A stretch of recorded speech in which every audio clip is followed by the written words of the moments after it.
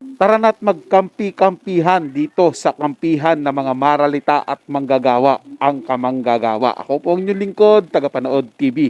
Isang mabiyaya at masaganang araw po sa ating lahat. Welcome back po dito sa ating YouTube channel at Facebook page. Ngayong araw, ang ating gagawa ng reaction video ay ang balitang Sian Lim na ibisto ang modus ng kanyang girlfriend. Bago po tayo magpatuloy, nais ko lang po kayong imbitahan, lalong-lalo na po sa mga bagong napadaan lang dito sa ating channel. Huwag niyo po lang kalimutan na mag-subscribe. Hit niyo na rin po ang notification bell para lagi po kayong updated sa mga bago pang video na ating ilalabas. Share, like, and comment din po kayo mga tagapanood. Ating ang babasahin at pupusuan. Kaya naman simulan na po natin ang ating reaction video sa araw na to mga tagapanood. Let's do this! Sian Lim aksidenteng ibinunyag ang modus ng kanyang girlfriend na si Iris Lee para makaiwas at makalampas ang kanyang production team sa Bureau of Immigration. Ito ang buong storya. Pinag-uusapan ngayon ng mga netizens ang aktor at direktor na si Sian Lim matapos niya aksidenteng ibunyag ang sarili niyang girlfriend na si Iris Lee sa kanyang Instagram account. Nag-post kasi si Sian Lim ng mga litrato sa kanyang Instagram account kung saan makikita ang last-minute reminders ni Iris Lee para sa kanyang production team bago sila lumarga papuntang Thailand. Pumunta sila doon para sa shooting ng kanilang Thai-Filipino horror movie na Kumantong. Ngunit napansin ng mga netizens ang detalye ng PowerPoint presentation ni Iris Lee at ikinabahala nila ang isang parte dito.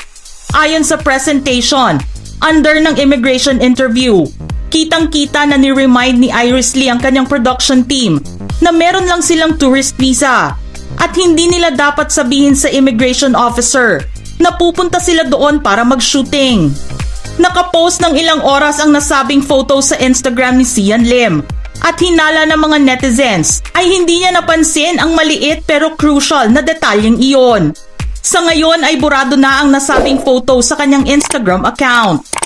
Samot-saring reaction naman ang sinabi ng mga netizens at sinabi kung ano daw ang magiging reaction ng immigration officers kung makita ang picture na ito. At ilan pa nga ay nagbiro pa na itag ang Bureau of Immigration. Hindi nga daw wise para kay Sian Lim na mag-post ng photos without double-checking kung may makikita ba na hindi dapat makita. Nabahala din ang iba dahil borderline illegal daw ang ganitong klaseng gawain sa harap ng immigration officer. Pero may ibang netizens naman ang nagtanggol sa ginawa ng production team ni Iris Lee at sinabi na hindi na daw uncommon thing ito. May mga Pinoy films na daw ang gumawa nito dahil nagmamahal nga ang budget kapag kumuha pa sila ng permits at madedelay pa ang shooting.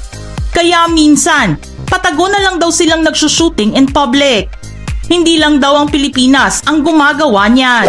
Still, matatandaan na nag-remind ang Bureau of Immigration sa mga travelers na maging honest sila sa kanilang identities at agenda habang sila ay ini-interview tungkol sa kanilang international trips. Ayon sa Commissioner ng Bureau of Immigration, if you lie about your identity, your background or the details of your travel, then it could be a reason for our immigration officers to doubt the legitimacy of your trip. Mapa-flag daw ang pasahero for misrepresentation and ultimately, hindi na sila pasasakayin sa eroplano.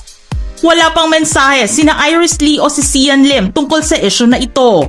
Kamakailan lang ay nag-post naman ng appreciation message si Sian Lim para kay Iris Lee dahil sa lahat ng naging effort niya para ma-develop at ma-produce ang kanilang movie na ikinatuwa naman ng kanyang girlfriend. Nagbigay din ng sarili niyang appreciation post si Iris Lee kay Sian Lim sa comment section. Ano ang masasabi nyo sa pagkakamali ni Sian Lim na maibunyag ang modus operandi ni Iris Lee para makalampas sa immigration officer? Just comment below. Ang video pong ito, napanood nyo mga tagapanood, nagagawan po natin ng reaction ngayon ay galing po yan sa channel ni Showbiz Philippines. Ilalagay ko po yung link ng channel niya sa description para mabisita nyo rin po at masuportahan na rin po mga tagapanood. Well, para po sa akin mga tagapanood, dapat lang po maging honest sila. 'Di ba? Sa identity nila kung pupunta po sila sa ibang bansa. Protection nila yan, protection din po yan ng bansang pupuntahan nila. Dapat po maging honest po lahat mga tagapanood. Kung may babayaran, bayaran nila. Part po yan, trabaho po yan. Kikita rin naman sila sa ginagawa nila. 'Di ba? Hayaan din po nila kumita din yung bansang pupuntahan po nila mga tagapanood. Di bali na pong kurap yan doon sila, bahala po sila. Basta kayo naging honest po kayo, ginawa nyo po yung part ninyo na maging honest sa inyong biyahe, sa inyong pagpunta ron sa bansa na yun, di ba? Mga tagapanood, wala po kayong tinatago. Mamaya mapagbintangan pa po kayo ng kung ano-ano. Sa akin lang po yan, mga tagapanood ha. Depende po yan sa gusto ng mga tao na ganun, gusto nila makatipid eh. Baka iniisip po nito ng GF ni Zian Lim na makatipid naman kahit papaano. Hindi naman po akalain ni Zian Lim na yung simpleng post niya yun nga, mabibisto kung ano yung gagawin nila. Alam naman po natin ngayon mga tagapanood sa social media, napakatalas po ng mata ng mga tao. Lalo na't kapag sinusubaybayan kanila o inu-stalk kanila at hinahanapan ka po ng butas o kasiraan. Diba? Ganun po mangyayari sa'yo. Kaya dapat ingat-ingat po sa mga pinopost natin sa social media. Diba? Para hindi po tayo katulad nito kay Zian Lim. Diba?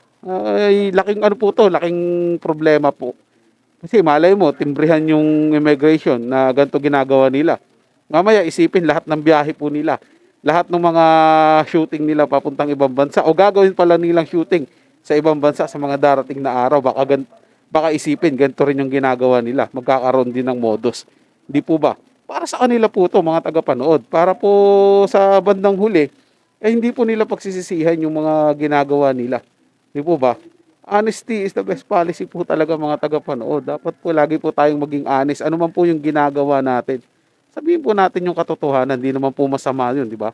Kung talagang mahal, pwede naman makiusap sila na baka pwedeng bawasan yung babayaran nila dahil napakamahal. Kung madidelay naman, edi mag-adjust po sila ng araw para hindi po sila madelay doon sa trabaho po nila. Ganun po. Ang mahalaga po, wala silang tinatapakan. Wala po silang inaagrabyadong tao. Di ba? At hindi po masisira ang mga Pinoy, mga tagapanood. Kasi siyempre pangalan po ng pagiging Pinoy ang dadalhin nila papunta doon sa ibang bansa. Pangit naman sabihin, itong mga Pilipino talaga nito, mga bandurugas, mga mandarambong. 'Di ba? Gumagawa pa ng modus para hindi makita ng immigration para lang makapasok dito sa bansang Thailand, makapag-shooting sa ginagawa nilang pelikula na ayaw naman nila magbayad ng saktong tax dito sa bansa namin. Baka ganun po isipin mga tagapanood. Kaya kailangan po maging honest po sa lahat ng bagay. 'Di ba? Para gaya na sinabi ko, malinis kayo, okay din yung bansang pupuntahan nyo. Di ba? Protection din sa bansang pupuntahan nyo. Para everybody's happy. Diba?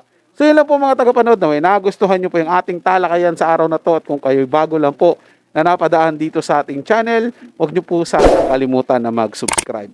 Hit nyo na rin po ng notification bell para lagi po kayong updated sa mga bago pang video na ating ilalabas. Share, like, and comment din po kayo mga tagapanood. Ating yung babasahin at pupusuan. So hanggang sa muli po, ito ang yung Tagapanood TV. Komento at opinion lamang. Wala pong personalan. Paalam po at mabuhay po kayong lahat.